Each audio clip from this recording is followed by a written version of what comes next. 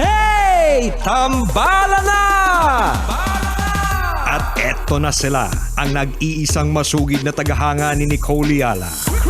Chris Chuper! Kasama ang nag-iisang die-hard fan ni Chris Chuper, Nicole Yala!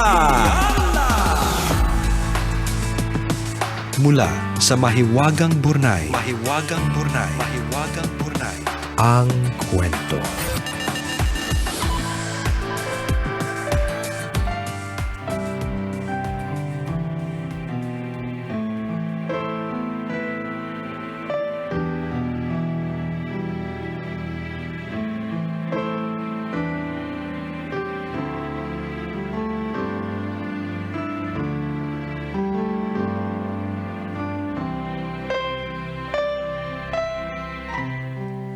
Dear Nicole and Chris, itago nyo na lang ako sa pangalang Tin. Everyday ako nakikinig sa podcast ninyo while working. Natutuwa ako sa mga stories na binabasa ninyo. Nawawala ang antok ko sa trabaho at marami akong natututunan mula sa inyo. Dahil dyan naisipan kong ikwento ang pinagdadaanan ko ngayon. NBSB ako, tambalan. Never been kissed and never been touched. In short, boring ang love life. Na-traumatize kasi ko nung high school. Na-broken hearted ako pero ang nakakatawa, hindi naman kami. Ang mas nakakatawa, 8 years ako bago naka-move on. Ayoko nang maulit yon kaya I was very careful. Hindi din naman ako friendly. I have a small circle of friends at sila lang din yung kasama-kasama ko lagi.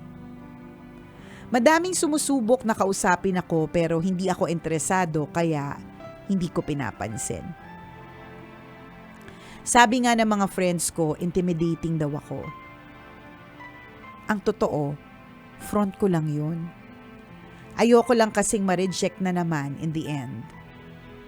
Ayoko nang maiwang mag-isa at masaktan ulit. One time, my friends told me to try entertaining guys again. Nag-download ako ng isang dating app at nakilala ko si Renu, an Indian working in Canada. We became friends. Araw-araw kami nag-uusap at nagve-video call. After 3 months, inamin namin sa isa't isa na we already have feelings for each other. Naging kami and I was happy. Natutuwa ako kasi palagi akong kasama sa future plans niya. There was a time when he asked me kung pakakasalan ko siya. Ang sagot ko, syempre naman. Sinabi niya na pupunta na siya ng Pilipinas. Nagulat ako kasi akala ko joke lang. Sabi ko, hindi pa ako ready. Simula noon, naging busy na siya. Tapos nagpaalam siya na 1 buwan siyang mawawala. Meron daw siyang course na dapat i-take para sa promotion. Bawal daw ang mobile phones dahil strict ang rules and regulations. Nagduda ako. Pakiramdam ko, uuwi siya sa India para sa arranged marriage. Bigla lang sumagi sa isip ko. I messaged him and asked for his live location pero hindi niya ibinigay. Tinanong niya lang kung bakit ko hinihingi. Tambalan, dapat ko bang sabihin sa kanya ang kutob ko? Ano kaya ang dapat kong gawin? Thank you for reading my letter. Ang inyong tambalanista, Tin.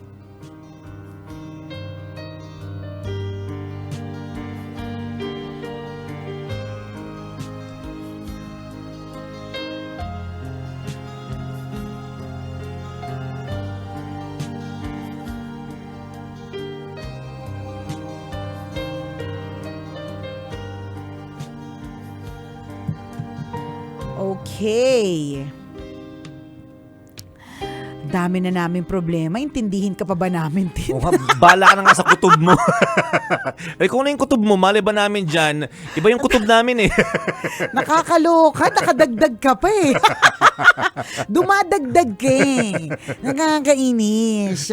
Anyways, Tin, so ang issue mo is, dapat mo bang sabihin kay India, kay Jowa mo Rino. yan, kay Rino, ayan, yung kutob mo na hindi naman talaga siya pupunta sa hindi naman siya magte-take ng course, kundi uuwi talaga siya sa India for an arranged marriage. Saan mo nakuha yun?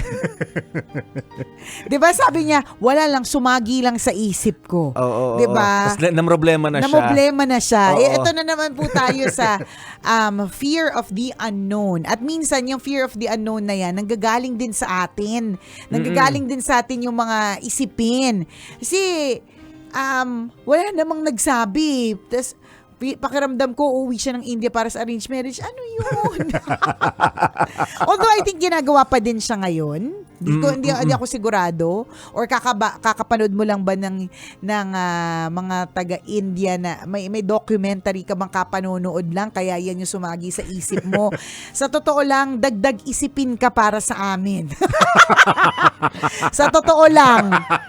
Kasi yung mga ganyan kasi mga bagay, kung talagang seryoso ka dyan kay Rino, dapat open yung communication mo sa kanya. Ibig sabihin, dapat open ka with how you feel about it.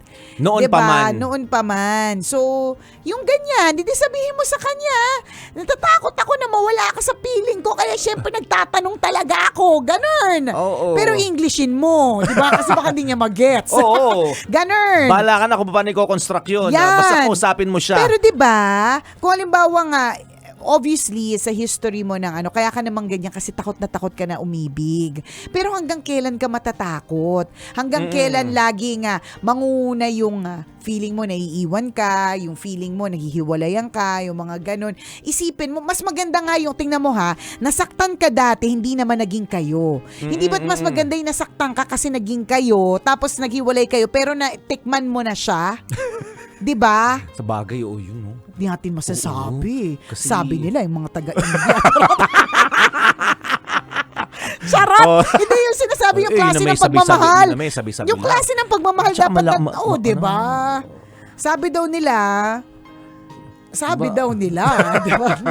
Natin masasabi. Diba, ang ganda ng mukha ng mga Oo, Indiano. diba? Para silang mga nililok ang mukha. Correct, di Diba? ba? Parang di ba silang mga santo, yung bilog ng Yan. mata, ang pilantik ng pilik mata. Correct, ang diba? ganda ng panga, Nako, tangos ng ilong. Ito lang ang masasabi ko sa'yo. Baka mamaya pag nagkita pa kayo sa tunay na buhay, ma-insecure ka pa dyan, problemahin pa natin. Ang dami kasing insecurities na hindi pa nangyayari. Sipin mo yun yung kwento, backstory lang, 'di ba? Yung binigyan mo ng backstory, yung para magkaroon ng konteksto yung kwento mo, 'di ba? Na 8 years ka naka-move on mula sa taong hindi naman kayo, 'di ba? So Right. parang mas masaya kasi yung naging kayo muna, na experience mo yung klase ng pagmamahal, inopen up mo yung heart mo. Tas kung sakaling hindi man talaga kayo ang meant to be, at least natikman mo yung klase ng pagmamahal na meron siyang pwedeng ibigay. Kesa yung ang daming tanong. Ulitin ko lang, Tin, ha? Dagdag ka eh. Dagdag ka sa isipin namin, di ba? Na yun yung mga bagay na pwede mo naman makontrol. Ibig sabihin, sana bago siya mawawala for a month, for that whatever Yes, course. yes. Kasi posible din naman yun. Like, for example, recently, may na-interview ako na basketballista. Okay? So, ang kwento niya sa kanyang sabi daw nila na sa mga training, yan, ang kwento niya, talagang literally para silang LDR ng misis niya. Kasi hindi talaga sila pwedeng humawak ng phone. Kasi kailangan sobrang tindi nung kanilang pagtitrain, especially for a very important game. So, yun dun sa kay Rino na sinasabi niyang 1 month siyang mawawala to take a particular course na bawal ang cellphone, baka naman it's just the way it is. May mga ganun talaga na may isip mo, ay nako, ine-etchos lang ako nito, paano ini-etchos? Ano ba? Correct. Alam, may katotohanan May naman pala doon. katotohanan naman pala. And you just have to be totally honest with him na natataranta ko, ito talagang history ko. Ano ba talaga? Paano? Ganyan. Kasi yung natataranta ka, iniisip mo na, alam mo yung Serino, magko-course. Gusto niya lang tapusin para in his mind, magandang kinabukasan kapag ka-tinake niya yung course na yun. Ganun. Ikaw iniisip mo, uuwi ng India para sa arranged marriage. Saan ang galing, girl? Diba? Baka nga napanaginipan niya lang yun. Baka Tapos, nga, pagising dinala mo niya. dinala mo sa tunay Oo. na buhay. Posible din yan. Minsan may ganyang saltik talaga yung mga babae. Meron akong kaibigan, partner, inaway niya talaga yung jowa niya. Dahil napanaginipan niya na yung jowa niya merong Oo. kalaguyo. Isipin mo, nang So, dahil sa nung- panaginip, correct. pagising niya, galit na galit siya sa mister niya. Galit na galit Inaway siya. na. Inaway niya talaga. Sabi niya, sinasabi ko na talaga, meron ako nararamdaman. Tingnan mo hanggang panaginip. Yung panaginip ko ang nagsabi sa akin. Ganun. Walang... Yung mister mo nagkakape lang. Oo, Ang ganda, sumisipol-sipol pa Kaya nga. nga. Nagbabasa ng magandang message, Yan nanonood na sa nga, YouTube. Sa true. Oo. Diba? Tas ikaw ganun yung hanash mo. Diba minsan may ganyan talagang hanash yung mga babae. Speaking of mga hormones namin, mga ganun. Pero, yung ganyan, ang makikita ko talaga dyan, kung type mo talaga siya, 'di ba? Sinabi mo pa nga nung tinanong ka kung pakakasalan, di yes. O di syempre mag-practice na kayo sa open communication. Correct. 'Di ba? Kasi Practice kailangan yun sa isang relasyon. Yun. Lalong-lalo na pag nag-asawa na kayong dalawa, 'di ba? So ako din base sa kwento mo, nagkaroon ako ng impression na ikaw yung tipo ng taong masyadong naglilinger ang problema sa isip kahit wala naman. Oo, na hindi naman dapat problemahin. Correct, kahit wala namang matibay na dahilan. Unang-una, ulitin lang namin, bigyan din ng diin namin based on your history, 'di ba, na problema ka sa taong hindi naman naging kayo, and it lasted for 8 years. Sipin mo yun. So dala-dala mo ito, aware ka naman dala-dala mo ito hanggang sa 'di ba, itong kwento na to hanggang ngayon. At yung ganitong klase ng mindset at attitude nag-apply pa rin kay Rino, na parang wala naman kayong problema pero ginawan mo ng problema. Oo. Naglilinger sa isip mo Correct. na may problema. Wala Naglilinger sa isip mo naman. na merong lukuhang nagaganap. Kaya nga. Lahat ito ay tamang hinala lamang sa madaling salita. At yung sinasabi namin, dapat maging aware ka kasi baka mag-cause ito ng breakup ninyong dalawa. Alam mo, ayaw namin ng ganyan. Nasusokot kami para sa'yo kasi sinabi mo yung tamang hinala. Parang feeling ko, limbawa, naglakad ka, tapos may dalawang babaeng nag-uusap sa tabi mo. Parang feeling ko, tamang hinala ka lagi, ikaw yung pinag-uusapan. Ganun ka eh. Baka ganun. Yung at hindi maganda yun, ha? Hinala. At hindi lang yun dito pagdating kay Rino. Life in general. Hindi ka pwedeng laging laging walang basihan ang mga nararamdaman at iniisip. Sa truth. Yun yung sinasabi namin, nagkaroon kami ng ganung impression na tungkol sa iyo, and sorry na kung ginudge ka namin, pero parang ganun ka, te. aware ka naman pero dapat mong solusyonan na. 'Di ba, hindi sapat na aware lang ako, ganito ako. Dapat mong solusyonan ito kasi uulitin namin na baka hindi ito magustuhan ni Rino. On the other hand, ako naman naniniwala din ako na kayo mga babae partner, may intuition na tinatawag. May Meron kutob din din naman. talaga naman kayo, 'di ba? And sometimes, if not most of the time, Totoo yung kutob. Totoo din naman. Pero yun nga nabigyan ng weight kasi yung experience mo o yung history mo. Correct. Na wala naman talaga pero dinala mo yung problema.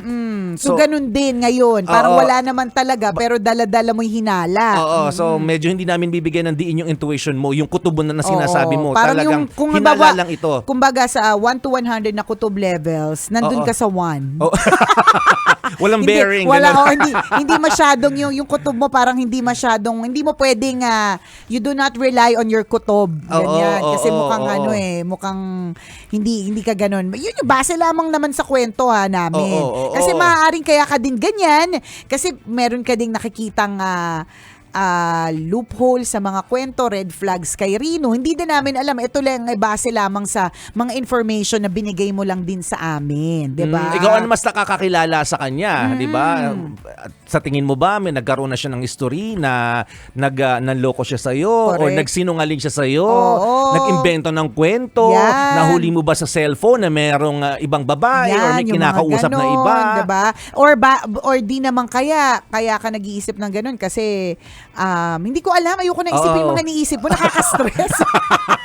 Nadadagdagan yung isipin natin. Nadadagdag yung isip. Di, totoo Oo, eh. wala naman siya Kasi- binigay na ganung kwento. So, Kaya tayo nga nag-iimbento rin tayo. Diba? Di parang we're Nag-iisip thinking. tuloy tayo. Correct. We're thinking like her partner na parang nag-iisip tuloy tayo. Hindi mo na dapat isipin niya. Ang sakit sa ulo isipin yung mga iniisip mo pa.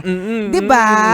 Yun yung nakaka-lurkay dyan eh. Ang gusto ko lang malaman, ang gusto lang naming malaman, dapat meron pa ba kayong communication ngayon? Kung meron, edi panghawakan mo muna Oo, yun. oo. Tsaka Ang masama yun, nun, wala na talaga. Kaya Kung nga. pinutuloy yung communication, yun yung nakakatakot. Pero kung sumasagot naman siya sa'yo at bihira lang, kasi nga sabi naman niya, bawal ang cellphone, busy siya. At And nagsabi siya ng isang buwan. oo, Yan. dapat mong intindihin yun. Mahirap nga lang talaga, no? Parang ang haba lang talaga ng araw. Parang katulad ng naghihintay ka ng bonggang-bonggang message pero napakatagal nung araw. Yung hinihintay mo mag-reply siya pero ang tagal ng araw pagtingin mo, nako, wala pang 10 a.m.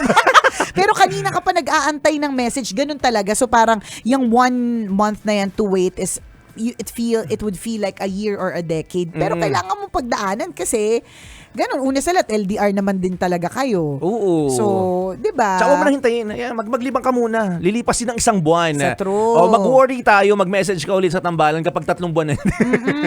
Ganun pa rin yung sistema. Oo. Diba? Baka nga talagang wali. Oo. Talagang umalis na. Huwag mo nang isipin yung dahilan. Ganun. Pero kung albaw, meron pa talagang way para makapag-usap. Again, mag-practice ka na ng open communication with Rinu. Sabihin mo kung ano yung nararamdaman mo. Yes. Pero wag naman Sabihin mo yung yung tipong mga maguguluhan fears na mo. naman kami. Oo. Na parang ano ba yan? 'Di ba? Ito wala namang akong ginagawang masama pero ang dami mo nang inisip. 'Di ba ipinaradyo mo pa? Kaya hindi. Gusto mo pa i-podcast. Di ba? Naka-Facebook live pang lahat. Nakakalurke. Kasi sila laki clueless 'di ba? Na parang Oo. problemado ka naman agad sa kanya. Oh, samantalang siya, wali lang talaga. Oo, wala naman pala talagang problema. So, Well, hintayin muna natin mga after a month, yung sinabi or niya. pag wala pa rin, saka natin sabihin may problema ka. Oo. Kasi maaaring sa ngayon wala ka naman talagang problema. Kaya nga eh. Pinipilit mo lang na magkaroon ka ng And problema. bilang isang jowa, bilang isang in a relationship with that guy, 'di ba? Dapat supportive ka, 'di ba? And being supportive means waiting for him ng isang buwan habang ine-enrich niya o pinalalago niya ang kanyang sarili. Yes. 'Di ba? oo. Ganun. Yung- Supportive ka dapat happy ka na siya na umuunlad siya. Correct. Na dadagdagan yung kaalaman niya. Kasi kung talagang magiging kayo in the future, 'di ba? Makakatulong din yung dagdag kaalaman para sa dagdag yaman, 'di ba? Yes. Ganun lang isipin mo. Oo, doon tayo sa pagyaman. Doon tayo, girl. Oo, dapat ang mga message mo sa kanya ngayon, good luck I to you hope, today. correct. I'm just here waiting for you. Yun. Ganyan, 'di ba? Huwag ka mag-alala sa akin, 'di ba? Yung mga Correct. ganon, hindi yung tamang hinala. Totoo bang nandyan ka sa course na 'yan o Oo. meron ka ng pinakakasalan, nag-arrange marriage ka na sa India? Ano Oo. ba? In the first place, nasa Canada nga siya eh.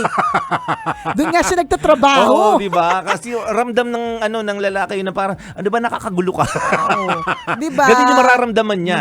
Ganun yung mararamdaman niya na parang, nasa ano yung live location mo ngayon? I need to know. No, mga ganun, di ba? Pero din naman kasi, partner, in fairness, ba't naman kasi hindi na ibigay yung live location? Yun din naman kasi talaga yung dyan. Malay mo, eh. bawal talaga, di ba? Malay mo. O, kasi Malay ikaw mo yung na. tipong tawag ng tawag kahit Kaya ano sinabi, nga. mamaya ka tumawag. Tsaka baka ikaw yung tipong sobrang tamang hinala, mamaya nandun ka na sa Canada. Nagche-check, Ang di ba? effort. May ganun eh. O yung tipong medyo makulit ka usapa, di ba? Oo. Sinabi na mamaya ka tumawag pero after 5 minutes tumatawag ka na agad. Sa bagay, no? You have so many things to learn in terms of relationship. Yun din siguro na parang magmamature ka din. Ang mahalaga lang din talaga dito is kaya mo yung open communication. Oo. Normal lang naman yan kung hindi ka naman namin kinakampihan tin. Sorry na, 'di ba? Pero normal lang naman yan sa taong nasaktan ng sobra at natatakot. Pero hanggang kailan nga? Diba? Sa ngayon, chill ka Ganun. muna. Chill ka lang muna dyan. Oo, sa tingin namin, wala ka pa namang problem. Lahat ito ay kutob mo lamang, tamang hinala sa madaling salita. Diba? Grabe talaga, no? Yung pag-ibig, buti na lang talaga kanasal na ako. Naisip ko nakakapagod talaga yung mga ganyan. Yung mga yung mga habol-habol, Nag-iiyak yung mga ka. nag-iiyak, yung nag-iisip ng yung mga ganyan, yung parang basta. Naisip ko pa lang, sumasakit yung ulo ko. Ayoko mag-trigger ng migraine. Naalala ko lang bigla party yung Oo, pinupunta-puntahan. Natatandaan ko meron akong bigla lang sabi ng isip ko, naalala ko tong memory to. Parang nag-aaral daw siya kuno-kuno sa kuno-kuno.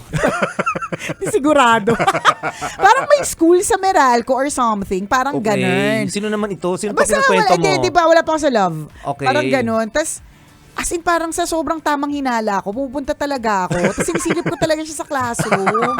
Yung mga ganon na sobrang insecure mo. effort. Oo, hindi, sobrang insecure. It's more of, hindi yung effort. It's more of, ang punto ko yata nun is, I wanted to make sure that he's really studying there. Oo, Parang sige mo, ganon. tsaka- It's not, so ibig sabihin, hindi, wala talaga yung trust doon. Yung sobrang hinala ko, partner. Kahit wala naman talagang problema kung tutuusin Oo, diba? parang ganon. After all, na-realize mo, ba't ko ginawa yun? Bakit, Oo, parang ba't ganun ako? Ang naalala taas ng ko. drive ko, ang energy level ko. Punta ako ng punta doon. Sagad-sagaran. Kaya nga, di ba? Diba? Namasahe ka, pumunta ka doon. Sa true, para lang silipin. Alam mo,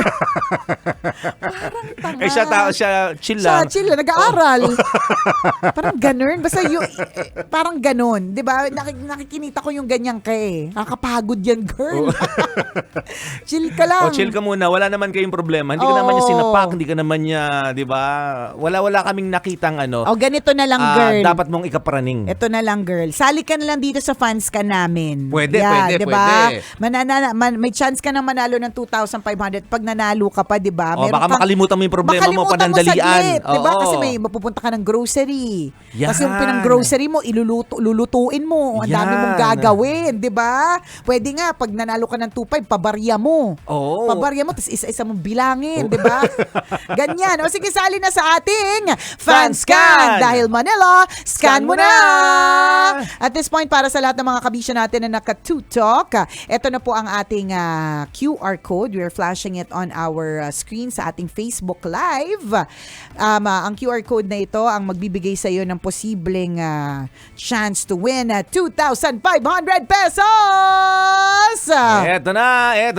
Ilalabas na namin ang QR code. Open na po ang inyong mga camera at itapat sa bilog na nakikita nyo sa inyong screen ngayon. Ayan. Pag tinapat nyo, may lalabas na link. Tapos, pindutin nyo lamang yung link na yon at may mag-a-appear na mga question. Ano ba ang question for today? Kung ang NBA ay National Basketball Association, ano naman ang PBA? Apakadali. Letter A. Philippine Basketball Association. Letter B. Pangit ba ako? Letter C. Pilipinas Bardagulan Yan. Association. Yan. Ay, pamigay lang talaga yung mga tanong dito. Correct, 'di ba? So pag skinan mo yung QR code using the camera of your cellphone, again, dadalhin ka sa link. Yung link may mga tanong at submit entry, tapos voila, mamaya sa programa ni Lala Banderas. Yan, ikaw ay bonggacious na makinig. Malay mo ikaw yung i-announce na winner natin. Uy, Yan. good luck sa lahat ng mga nagsenda ng kanilang mga entries. Kung wala pa, send na. Pwede pa. Correct. Go, go, go ng bonggang-bongga. Salamat ng marami sa lahat ng mga patuloy na sumusuporta ng Tambalan. At kung ikaw ay nasa probinsya, huwag ka mag-alala. Meron din pong sariling QR code ang mga Love Radio Provincial Stations. Kaya meron din silang sariling fanscan na promo. Okay, Docs? Salamat again sa you, Tin, for sharing your story with us. At kung ikaw, kabisyo, meron ka rin kwento na gusto mong i-share sa amin, pwede mo kaming i-email. Send your stories at mahiwagangburnay@gmail.com. Mali mo, kwento mo na ang ating pag-uusapan sa mga susunod na araw. Kaya send mo na yan, kabisyo. kung ikaw naman ay hindi nag-i-email, pwede ka rin mag-PM sa aming Tambalan Facebook page. I-search mo lang sa Facebook, Tambalan. At yung content po nun, puro kwento na Mahiwagang Burnay. Yan. So you're in the right page. Salamat mga kabisyo. Muli ako po si Nicole Liala. Antok naman si Cambio King Chris Chuper. Na nagpapaalala, walang matatag na relasyon sa malanding may determinasyon. Yon!